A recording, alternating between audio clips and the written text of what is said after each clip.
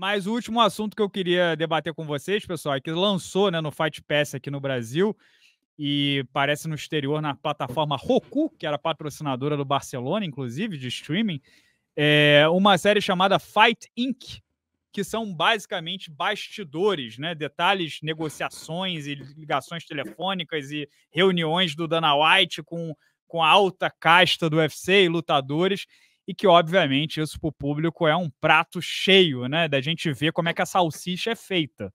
Só que eu sempre me perguntei muito isso, né? Os atletas são ativos do UFC, né? Você depende deles para fazer dinheiro.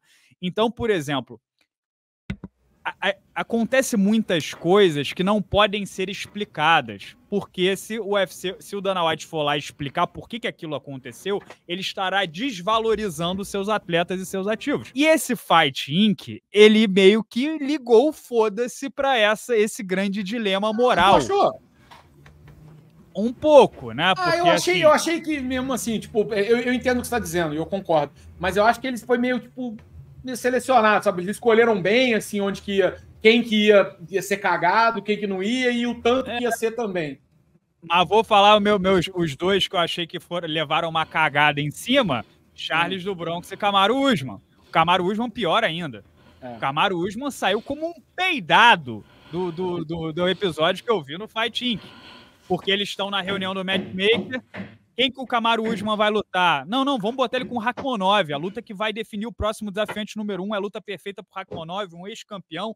O Usman é sinistro. Se o Usman ganhar, ele disputa o cinturão de novo. Casou. Aí o Dana White, casou, essa luta que eu quero. Aí o matchmaker diz pro Dana White o seguinte: o Ali Abdelaziz, empresário do Usman, tá lá na cozinha. Vai lá e avisa pra ele da luta. Aí o Dana White levanta e vai na cozinha andando, o câmera seguindo ele, Ali, quero fazer Usman e Rakhmonov. Vamos fazer Usman e Rakhmonov. Aí o Ali, não, mas o Usman quer lutar com o Stephen Wonderboy Thompson. Antes de passar para você, só a outra cena que eu, de repente, foi um pequeno ali de alguém que ficou na podre, Charles do Bronx. Porque o Dana White está recebendo a informação que ele abriu aquele rombo no supercílio e não lutaria com o Makhachev no UFC 294. E o Dana White diz: sparring na noite antes de viajar sem protetor de cabeça? Que merda é essa? E aí o matchmaker, o Sean Shelby, vira: foi uma cabeçada de $2 milhões. Então a gente vê, né, o prejuízo, a gente não sabia desse número. A gente vê o prejuízo que foi o Charles não ir lutar com o Makhachev em Abu Dhabi. E aí, assim, do ponto de vista de ficar na podre, comparando com a situação do Usman, todo mundo que assistiu aquilo vai meio falar: puta que cagada que o Charles fez, ou amadorismo, alguma coisa do tipo assim, né? É o que a cena induz a gente concluir. Então, eu queria trazer esse debate. A gente, lógico, que adora ver essas coisas, né? Claro. Mas e os atletas? Então, mas aí que tá. Eu concordo contigo. Deve proteger os ativos. A coisa mais importante do UFC são os lutadores, porque são os ativos da empresa. Mas peraí, quantos ativos são? 600 e poucos lutadores.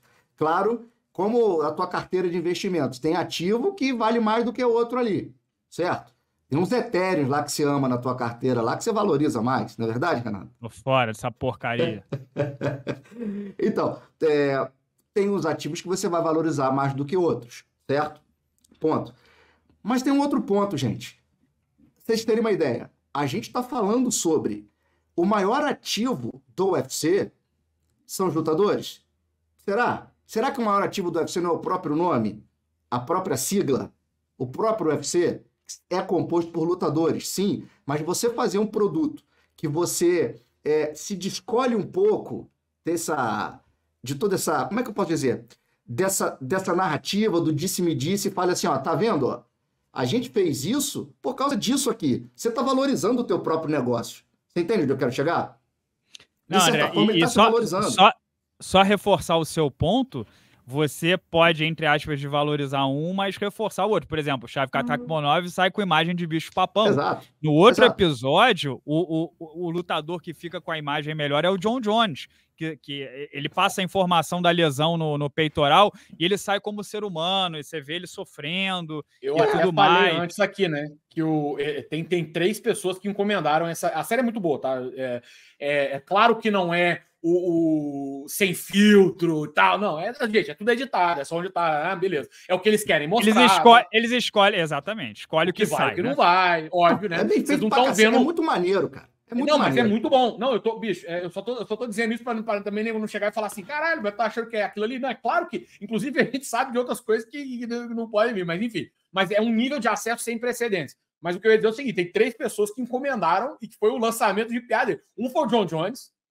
Porra, o John Jones, caralho, tipo assim, tentaram limpar a barra dele de todas as formas possíveis. Ele é só humano. E tipo assim, era assim, todas as coisas que os feitos do John Jones, pá. E aí, tipo, aí passava uma notinha assim, bateu no carro da mulher grávida e fugiu. Como se fosse, tipo assim, sabe, um anula o outro. Olha, ele nocauteou um cara e fez uma coisa, pô. Então o John Jones é um, que foi, tipo, muito. O outro foi o Sean O'Malley.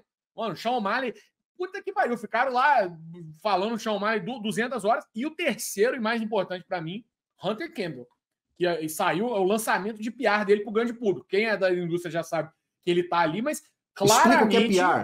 Explica o que é PR, desculpa, é de relações públicas. Fez o lançamento de relações públicas dele. Porque o Hunter Campbell, quem era? Não sei se todo mundo tá ligado nisso, mas quem era pra ser o substituto do Dana White era pra ser o Dave Scholler, que é aquele careca que tava no meio da encarada do John Jones pro Daniel Cormier e salvou o ano. Só que o Dave Scholler recebeu uma proposta do Philadelphia 76ers, que é o time de basquete da NBA, que é da cidade dele e tal, e também não tinha razão do cara não, entendeu? E aí foi pra lá. E aí, porra, o UFC ficou por um tempo meio perdido, sem saber quem que ia fazer e tal, não produzir, quem vai produzir. E parece que o Hunter Campbell, porra, agora tá na pole position, né? Lançaram ele assim, porque se você olhar o documentário, é todo mundo falando, pô, o Dana White é pica, olha o Dana White, olha o Dana White. E aí na hora que você vê quem tá trabalhando é o Hunter Campbell. E aí, tipo assim, na sua cabeça, subconscientemente, você fala assim, caralho, olha esse cara, bicho. Ele tá carregando nas costas esse maluco. Sacou? É o lançamento do maluco. E outra coisa, isso é uma coisa legal também da série. Mas tudo passa pelo Dana, tá?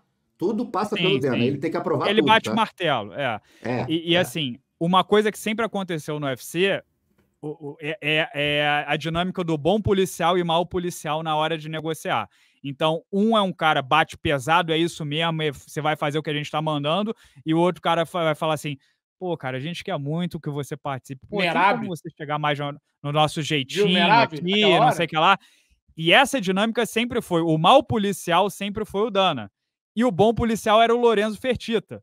Então, o lutador batia de frente com o Dana, saía puto, porque o Dana impôs alguma coisa, e aí vem o Lorenzo Fertitta e dá um afago. Não, cara, mas peraí, vamos tentar um meio termo e tal, e o cara acaba ficando feliz. Só que, de repente, eles acabaram, o Dana e o Lorenzo estavam jogando juntos. Essa dinâmica acontece, só que o bom policial não é mais o Lorenzo, é exatamente o Hunter Campbell, que é o cara mais humano, empático e que é amigão dos lutadores. Então, se você vê quando os lutadores se referem a negociações, eles agradecem o Hunter, que foi tipo o cara que olhou por eles. Só que é uma oposição meio que permitida, né? Só que essa dinâmica funciona muito bem nas negociações. E a gente vê também um olhar de que como as coisas não são exatamente o que a maioria acha, né? Às vezes uma luta esdrúxula foi casada, e você, por que isso foi casado? O cara lá é fã igual a gente, ele tá querendo casar o que a gente quer casar. Exatamente. Só que aí um não quer, um tá machucado, um quer lutar em casa, o outro, a mulher teve filho, ou não sei o que lá, e a gente não fica sabendo essas coisas. Essa série é uma forma da gente entender como é que a salsicha é feita, de tantas variáveis que acontecem. A gente vê muito conteúdo de humanização dos atletas. O UFC trabalha com as peças de marketing para humanizar os atletas ali, contando histórias. Esse Fight In, que é uma peça, isso no meu entender, tá? Para humanizar o próprio evento, a empresa, né? E dizer como as coisas funcionam. E eu acho isso genial, cara. Isso é uma ideia genial. E assim, quanto a expôs o Charles, expôs o Kamaru, gente, no final do dia, somos todos profissionais. E no mundo profissional, é isso que acontece. Você toma decisões que muitas vezes vão gerar bônus. E outras vezes vão gerar existe uma frase, André. Eles só estão mostrando ali os bastidores desse dia a dia dos caras e dessas negociações. Então, assim, opa!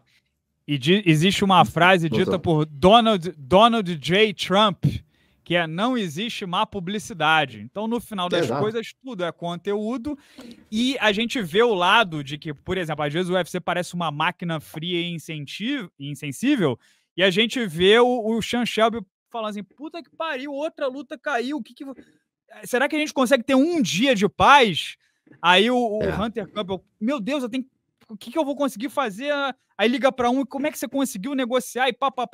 Você vê os caras suando, sofrendo também na posição deles, né? E tem outro ponto, você falou do Charles aí, do supercílio.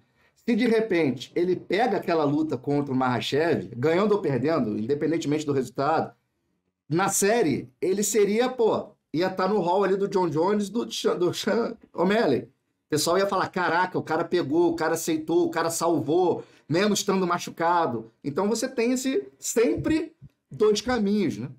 Teve uma outra e é um incentivo. E é um incentivo aos próprios lutadores fazerem a sua própria versão dos seus bastidores para contar o seu lado também. A gente tá aqui no negócio de contar histórias, não tá? O UFC tá contando a oficial, conta a minha também. Então eu tive algum problema, vamos filmar os meus bastidores e botar um contraponto. E isso é mais conteúdo para todo mundo.